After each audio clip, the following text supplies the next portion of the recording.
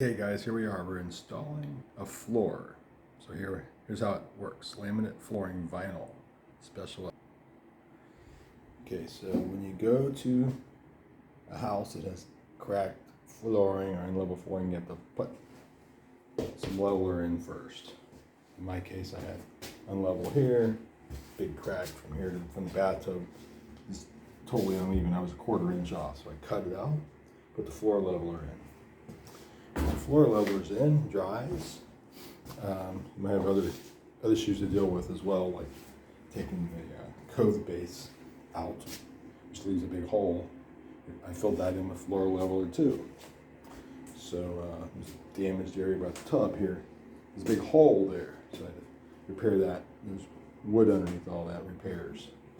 So and laminate itself requires some tools like that oscillator, and these little grab bar things.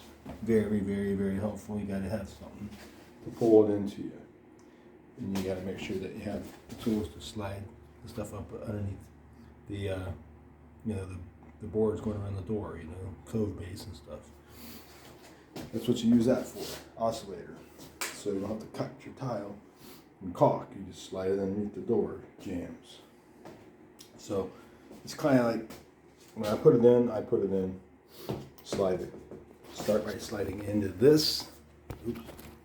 Slide it into this side first, and then push it into the this part. It's not easy, especially when you're in narrow areas. But that's how you do an install of laminate flooring, basically. Measuring precisely, and then get a method for snapping them together. It's always, the hard part is always starting it, because you don't want to start on a wall like that. Start on a wall like that, and come forward, and then you might have to make a cut.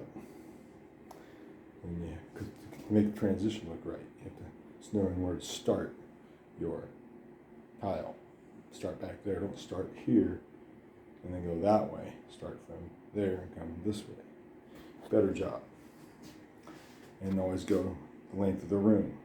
Length of the room. Don't go back and forth with your tile like that. Okay? Hope that helps you.